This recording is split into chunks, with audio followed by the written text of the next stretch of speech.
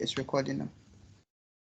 So I was saying, when you enter an organization and luckily for you, you were able to pass the interview and everything, and their programming language that they are using is different from yours. The first thing you do is you Google and go to sometimes the source of where the programming language is taught. So there are two main sources. We have the tutorial points, and we also have when you just type Ruby. So assuming you've entered a new organization and it requires you to, so you can just go here and go to Ruby language.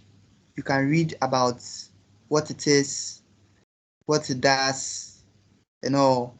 I'm just giving you how to learn a new programming language. So it can be PHP. Then just type PHP. Then you go there.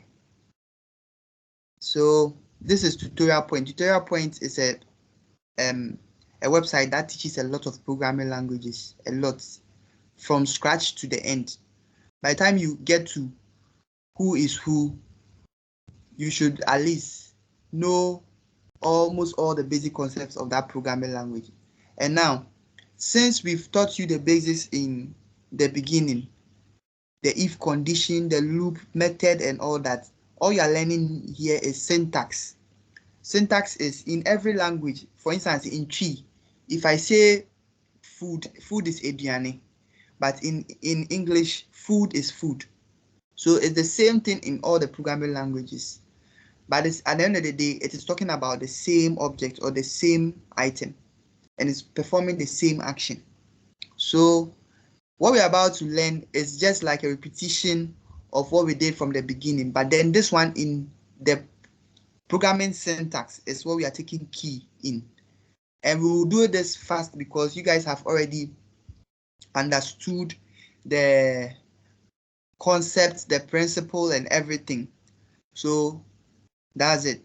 So first of all, if you want to learn a new programming language, you go to the main official website. So this is the main official website of Ruby. This is just Ruby. And if you want to learn a framework too, you go to the main official website of the framework. I'll explain what framework is. So let's focus on the language. So what is Ruby? Ruby is a dynamic open source programming language with a focus on simplicity and productivity. It has an elegant syntax that is natural to read and easy to write. To add to this definition, it's the learning curve is very, very easy. Like if you have the basis of programming language, you can easily learn it within some few minutes. So the moment you come here, you can read about us, security, news. You can even join the community where people are learning the programming language, the libraries, and then downloads. Downloads are things you need to download to set up. So the moment you click this, it will download whatever you need to install. But I've already given you the link, so you don't need to click here. But then if you still want to, you click here, it will take you to where the link I just shared with you guys. I don't know why today the link I just shared with you guys. Yeah, the reason why I shared the other one with you is that this one gives you a whole long process, but then the link I gave to you, you guys use that one. Okay, so there's a part where it's very important, that's the documentation. The documentation of every programming language is where you are taught a lot of things, how to use the program, how to use it to do a lot of things you want to do. So getting started, this is the frequently asked questions by people. You can go there and you see a question that is just in your head right now, you want to ask, that is already there. Someone have asked and it has been answered. What again?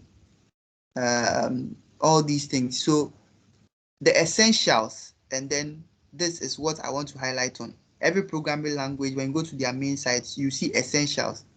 Essentials are like books you want to read, online books and things you want to read to learn. And learning the Ruby itself here. Learn to program is like going back, way back to what we started.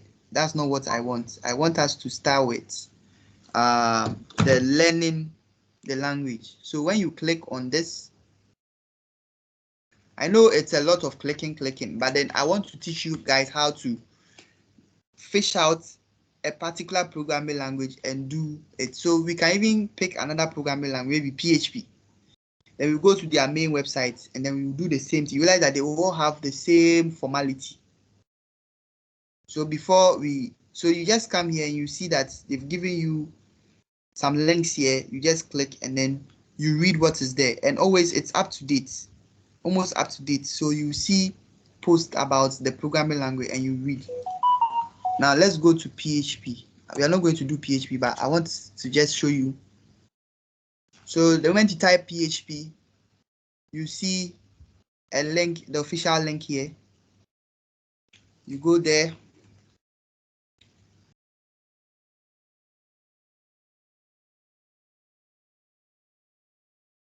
So this is the official website of PHP.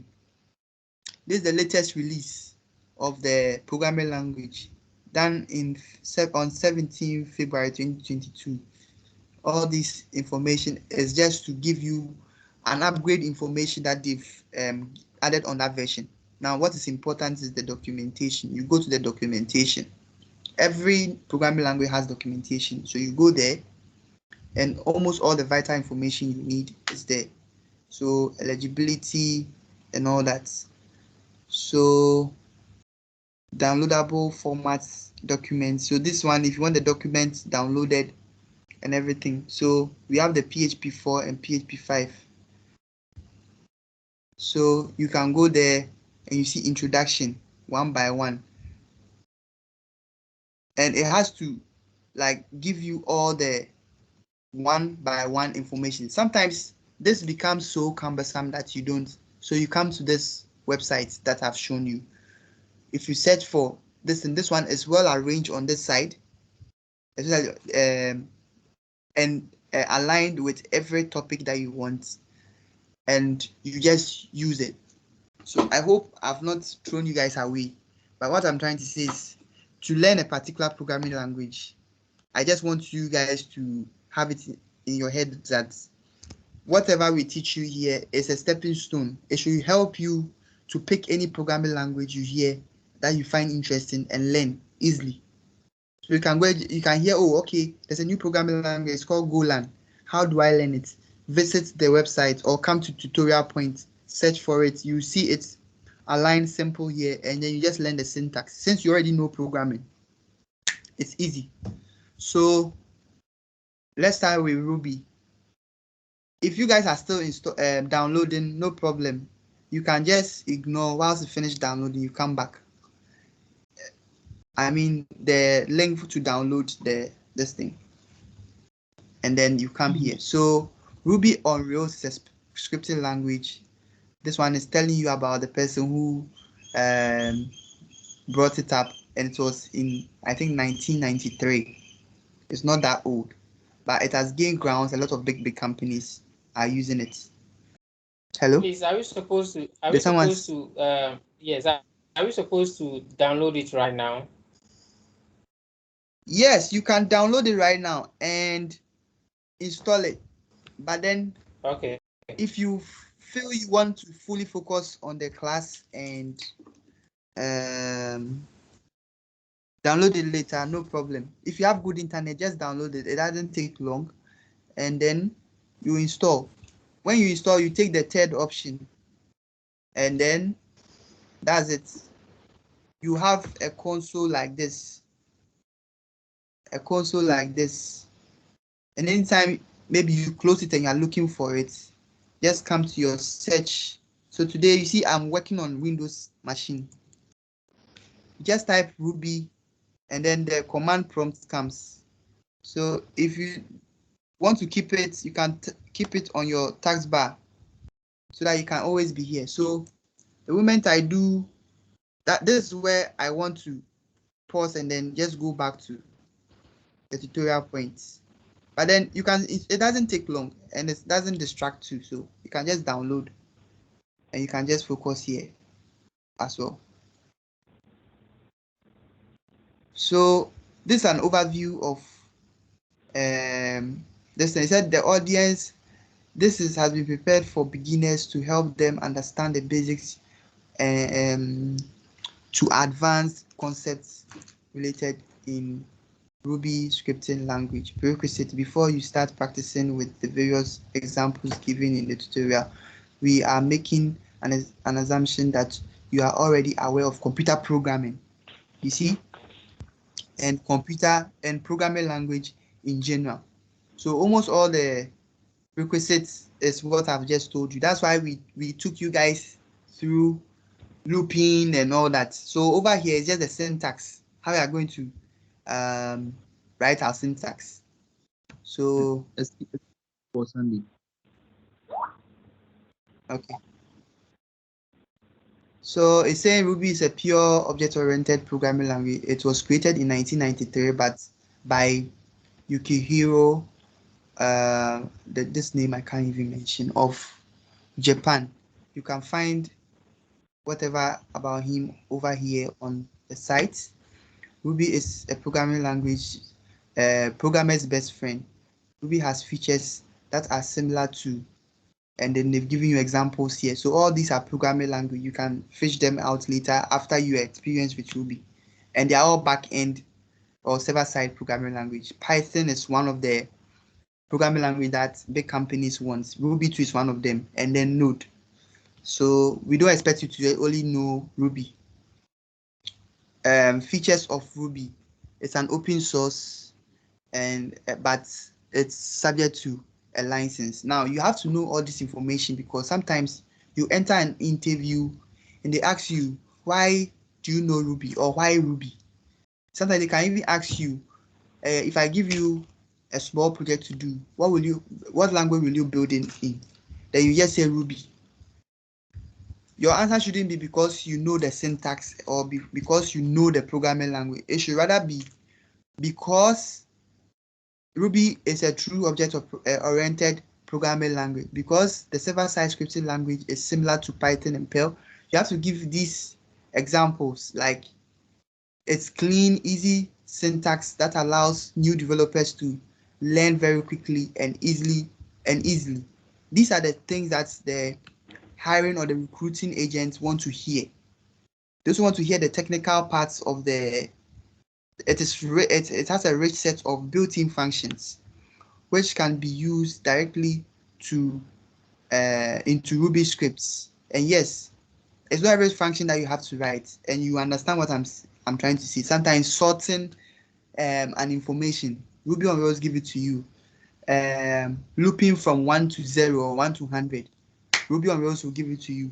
So it has a lot of built-in functions that makes coding very nice and easy.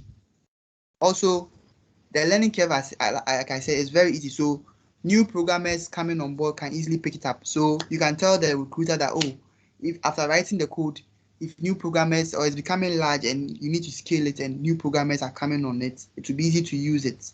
So you see, you give those technical information. It's the same thing when you learn another programming language. You have to know the technical reason why you have to use those programming languages. So environmental setup. I've already shared the link. So if you are using Windows, please, can you share the link again? Because I've still not received it on our page. What's that page? No, I shared it here. Oh, okay. I shared it here. Or you can, here. So you can see the download link here.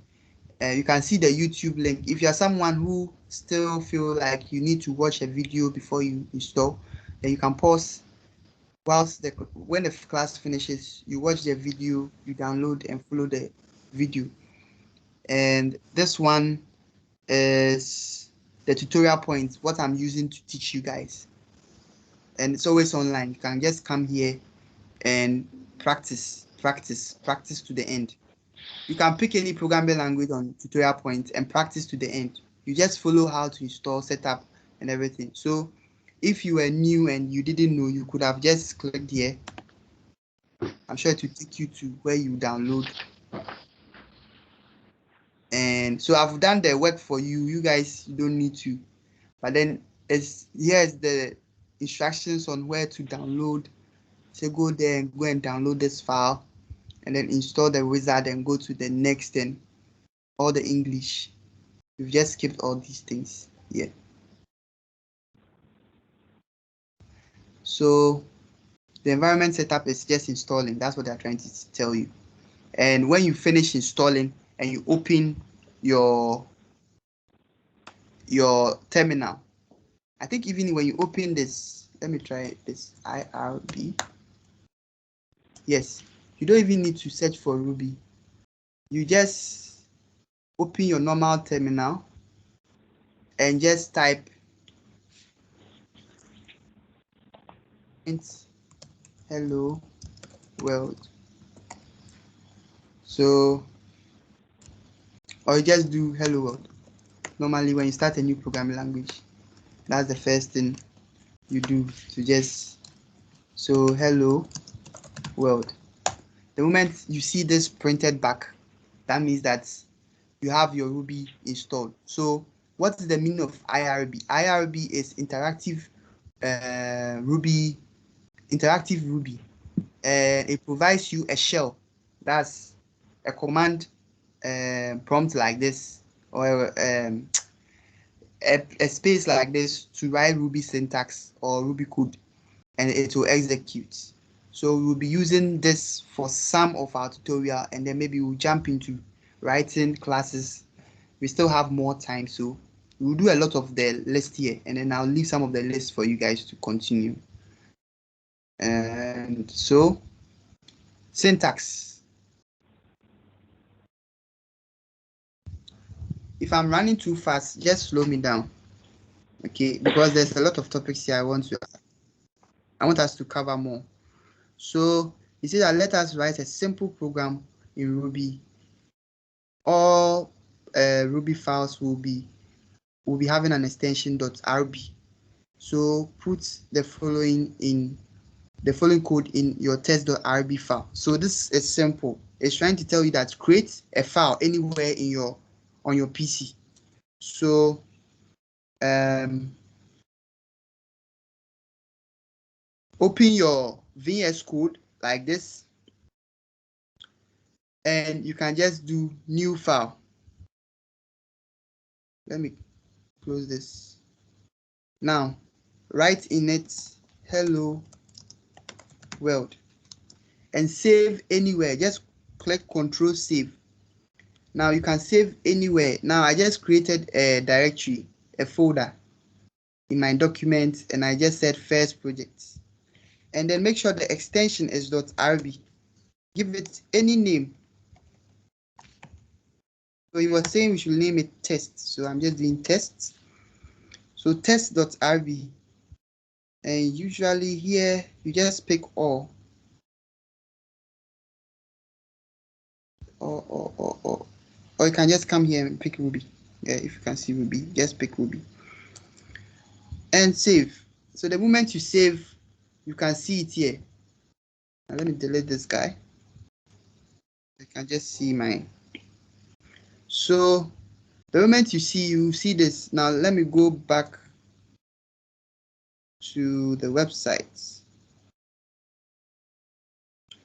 So you can see it said just do put this. Now the put is just the same as print. So we'll just do puts, and then we'll save. And then what we'll do is it will say Ruby. The moment you call Ruby and then you call the file, Ruby executes the file. So that's a way of executing the Ruby file. So I'm just going to do Ruby test.rb. I have to be in the same directory. Now, if you want to know whether you're in the same directory, just do dir, and dir will list what's the permission you have and the files that is in that directory in which you are. So the moment you do Ruby test.rb, voila, you see hello world here, and that's hello world here. So if I change and I say hello backend, and I save and I do the same thing, I should see hello backend. You can also do the same thing by just writing print, and it will do the same job for you. This is just a beginning cry. You can also do P. P also does the same thing. P will also print it. Now let's go back to, so it's saying it will print out, it will give you the following results, and say white space in programming, white space, characters, such space, and tabs are generally ignored in Ruby. So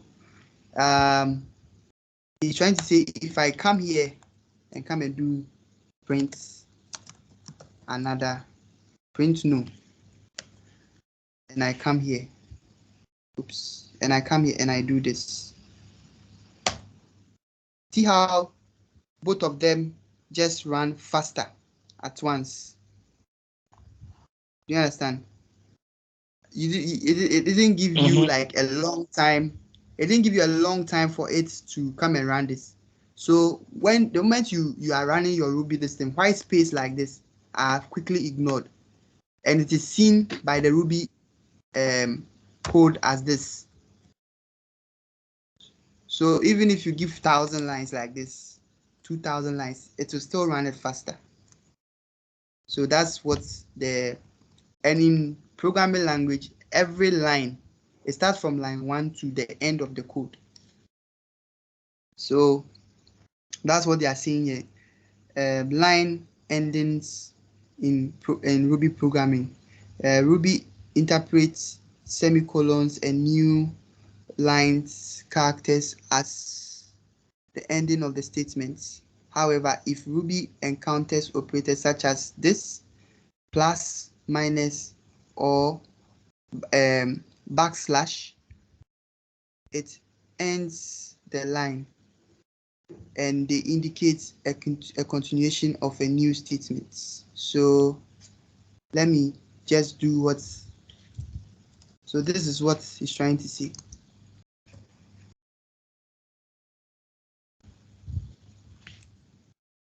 And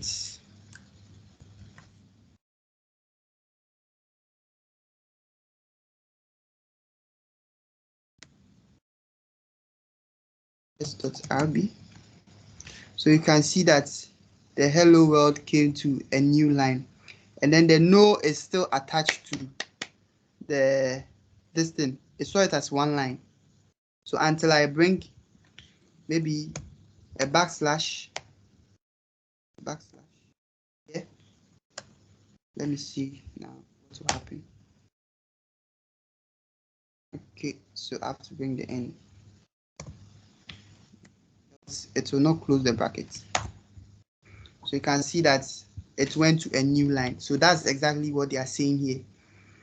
So in Ruby language, there are a lot of reserved words that you don't use it to assign variables, and you already know what variables are, but we'll still talk about it here. When assigning a variable, you can't use begin as a variable. You can't use do, else, if else, end, ensure, false. You can't use all these things as a variable name or a function name or anything. You can't use class. These are all inbuilt functions, and you can't use them as anything, or inbuilt reserved words. So he said the following list shows reserved words in Ruby. These reserved words may not be used as constants or variable names. They can, however, be used as method names, but that one is not advisable to use them. So he said what?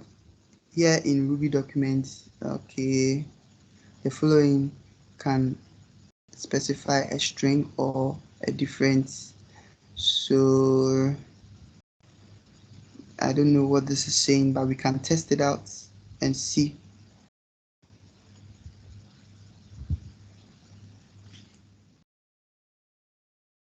So sometimes when you don't understand what the whole thing is saying, you can just put it here and just run. So this is exactly what it's saying. It prints it out. You see, the reason why maybe you don't want to do print out, this is the first way we create this, and come and do print this So you want to arrange everything, then this one will create it as a block for you and put it here. Else you have to manually write print. Then you come and write print. Come and write another place. So assuming you have about 50 lines of information that you want to display in a block form, you just do this and it just does it for you. Now you notice that I didn't read too much. I just went to copy the code and pasted it to see what it does. So sometimes you might read an information and you don't understand what it does. So you just copy it, paste it, run it, come back and read the information again, and now it gives you the aha concept. So it said here refers to a build string from multiple lines. Following this you can following a less you can specify a string or an identifier to terminate the string literally, and the line follows the current line up the terminator. So this is basically allowing you to structure an information that you want to display. Yeah, so you just be copying it and all. So the begin syntax. So this is just a syntax. It's not the code ankasa. And this is the example itself that they've given. So example. So you copy, and sometimes too they will give you a live demo. You come here. So if you don't have the editor, or you don't have, maybe you want to try it on your phone, you were reading it on your phone and you don't have your PC by you, sometimes you can just click and then you just practice what is being preached. It's slow a little by to show, and they also tell you what the output will look like. So begin, puts this. Now these are just simple syntax. I want us to enter into the useful ones. So let's go to the side. So classes and objects.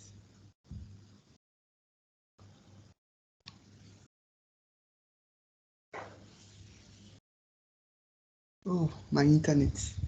I think I should be opening the other classes. Let me close this guy. Close this guy.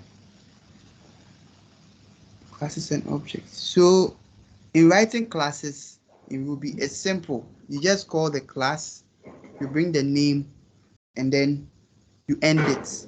So whilst it is loading, with my own understanding, I just want to teach you guys. Where is it?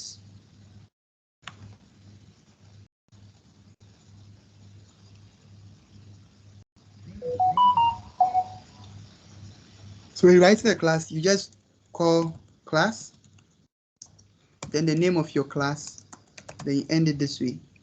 So I'll not give it name, I'll just call it programming. Yeah, programming. So in your class, you can define your function, maybe tests. So this is how we declare functions in Ruby. Then you just do what again? Print hello test. So basically this is a function. It has a method called test. Now to run this is just a class. So to run this, you can just do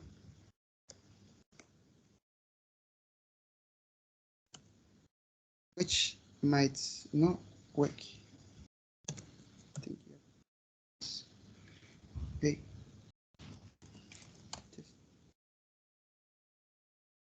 Okay, so let me just come here. Yeah, hello world. Now this instantiates the class and then calls the tests. So if this one is supposed to take maybe a variable called name and append the name to the information. Now I just write Andy here.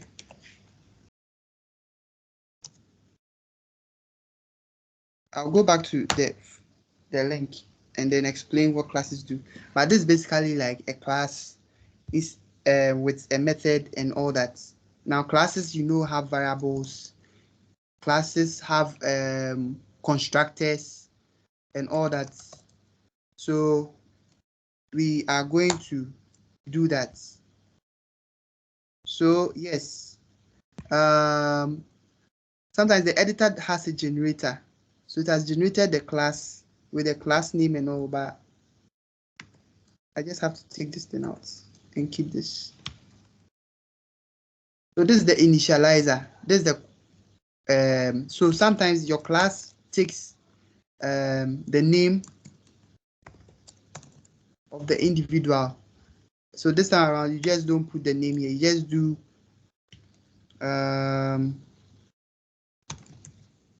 name equals name.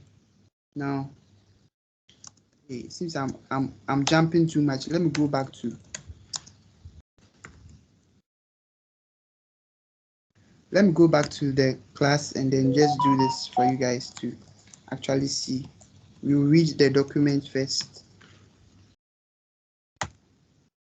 And voila. Okay, so here we go. Let's go back to the class and read what classes are. So Ruby is a perfect object-oriented programming language. The features of the objects programming language includes the data encapsulation. We've spoken about that in the beginning of the class. Data abstraction, covering and data, preventing it to be used by other classes and all that. Polymorphism, letting a class perform a class with many forms, and then inheritance, inheriting properties of another class. And these features have been discussed in the chapter of object-oriented, and I think it's here. This is where they do more of the polymorphism, encapsulation, and all that. And we are going to be slow on this particular topic because if you understand this well, when we jump into the framework and connection to the database that we've learned, it will be easier. So here, no rush. Even if it's going to be 3 weeks, we will sleep here. These features have been discussed in the chapter here. So they've just told us here. They said the object-oriented program involves classes and objects. And classes are blueprints of objects. So we create object based on a class, and objects are always the architecture of an object is from a class, and you already know this. If you've forgotten those tutorials, you can just go to the beginners and then revisit. So a class is a blueprint from which individual objects are created. In object-oriented terms, we say that your bicycle is an instance of the class of the object known as bicycle. So if you want to build a bicycle, you first of all draw it on a paper and write all the features, draw it, give it labels and all that. That is the blueprint. That is the class. But then the moment you create the bicycle and now you can ride it, the bicycle is now the object, but it was created from the blueprint, which is what you drew on the paper. So the paper and the drawing and the information there is the class. And the bicycle itself, which is the object that you are using right now and you are riding, is the objects. He said, take the example of any vehicle comprised of a wheel, blah, blah, blah, the fuel capacity and all that. That's the information written on paper. And these characteristics form the data members of the class. So it's just basic explanation of what classes are. And so this is a sample of a class vehicle with properties like this, functions that the vehicle does. The moment you create an object out of this, it becomes the object, and this is the instance, the class. So in Ruby, defining a class, like I said, is simple. You just write the class, then you bring the name of the class, and then you end it. So this is the syntax. Now, in other programming languages that we were teaching previously, you saw that you bring curly braces and all that. But here, you don't need curly braces. You just call this and you just bring it end, and it's done. So that's what they were explaining here. And he said variables in classes. So Ruby provides 4 types of variables. We have the local variable. The local variable are the variables that are defined in a method. Local variables are not available outside the method. So they are always in the method. So I'll show you the difference. And you will see more of the detailed about methods and in subsequent chapters. Yes, we will discuss about variables a lot. Yeah. And then we have the instance variable. The instance variables are variables that are across methods of any particular instance or object. So they are outside the methods, but they are in the class. So that was what I was trying to do, and it crashed. I'll just look at the syntax and I'll do it well for you guys. But then instance variables are always outside the methods. They don't belong to a single method, and they can be accessed by any method in a particular class. We also have the class variable. Class variables are across different objects. A class variable belongs to the class, and it's a characteristic of a class. They are preceded by the double sign @ and are followed by the variable name here. So we have the global. The global, I do advise you to always use global variable in your naming, because you might forget and also go and create the same global variable somewhere, and it will cause you wahala before you find out it is too late. So global variable, yeah, is there, but hardly should you use it unless it is a constant somewhere you don't go and touch at all. It's just there forever and you use it. So this is an example. So using a class variable, you just bring 2 @ here, and then you bring your underscore. So in Ruby, there's a lot of snake case variable usage, and they'll explain why. So our time is up, but then I'll still 10 minutes more. So I'll close at 9:16. I'll ask questions, give assignments, and I'll also give opportunity for you guys to ask any question. Okay, so in creating a class, okay, so let me explain here better. I said you can pass a parameter, you can pass parameters to the method new, and those parameters can be used to initialize the class. So like I was about to do, you just do this and you use it to initialize these classes.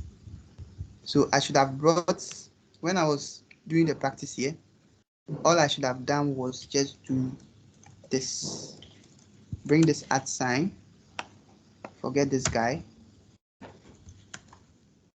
So if I do new,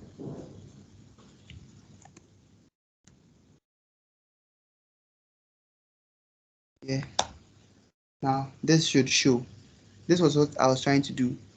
So I'm initializing anytime I initialize, I'm passing the name into the class, and then it picks that name and makes it available for every member. So if there's another class called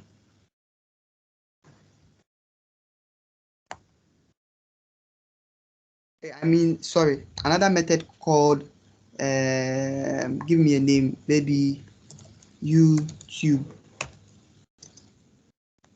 and that method also prints just the name. It should work because this makes it, the sign here makes it accessible for every method inside to use it. So if I just do this and I do YouTube, yeah. So just printed my name. Now in Ruby, they don't mind if you bring this or don't bring it. So you notice that here I brought this, but here I didn't bring it. You learn all those syntax on the page, so don't worry. So I can do the same thing here and then run.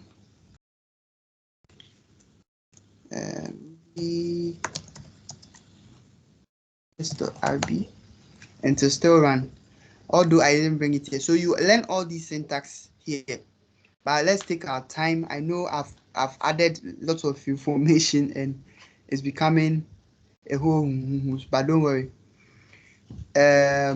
So over here you can see that he has created this, and it should be accessible by every new method that he creates in this thing. So that's how you instantiate a class and create an object. So he's passing it into a variable.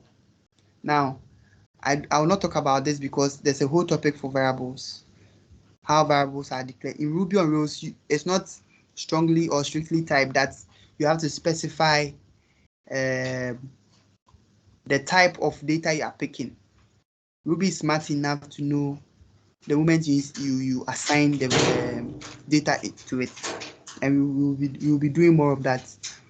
So on that note, okay, I think it's 9:10. I'm taking 10 minutes of your time now. On that note, I'll pause here, give you guys assignments, and yeah, we'll take it up from here. So our next class, we will revise the classes again. We'll do variables, we'll do operators, we'll do comments, and we'll do some loops. And over here, we are just going to take our time, go through one by one. So yeah, and also if you have any question at this point, you can ask and I'll answer. So your assignment is simple. One, make sure you set up the Ruby environment on your PC. Create a file like what I've done here, and just print out hello world. You don't need to create any class. Just in your file,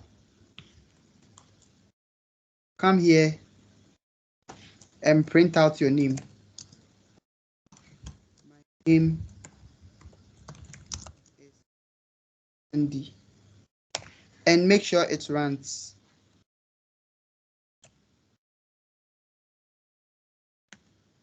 Just do that for me and do a screenshot. If you do that, then you do a screenshot like this, then you share it on the page, and I'll just give you a checkpoint. You can also do IRB like this, IRB, and just do print. If you want to avoid creating this file and just doing what I just did, and just do print, hi, I am coding Ruby. Print it out. I see this, do a screenshot and send it to me on the page. Then we all know that we are on the same page. And also, I want you to just go and read on variables. Come to the site, come and read on variables, so that when we meet, we will discuss about it, what you understood by it, before we even treat that topic. On that note, I said I would take 60 minutes of your time, but it seems I'm within time. So on that note, I'm giving chance for questions, additions. Am I going too fast? Because right now, I think we are going to have an open forum also for students to give out their feedback per the sessions we've had so far. So if at this point you have any advice on how I teach, you can give it to me here before you give it to me there. But it's all for a good cause. We want you guys to get it will be happy for us to see you guys in big companies after our little assistance here. There are a lot we are going to learn. We are going to learn this, how to push your code to Git, how to contribute to Git, open source Git projects and all. And then you create a nice profile of yourself And like you, before you come out, we expect you to be a good product that any company can sort out with you and work with you. Yes. So although it sounds like, oh, it's all within 6 months, yes, you're going to have that. So yeah, your constant feedback and commitment is all we need. So on this note, I'm silent for 2 minutes. If no addition, subtraction, I'll end the class.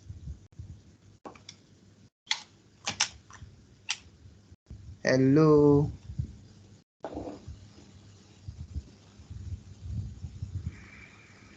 Hello. Hello, Boss Andy. Hello, Boss Andy.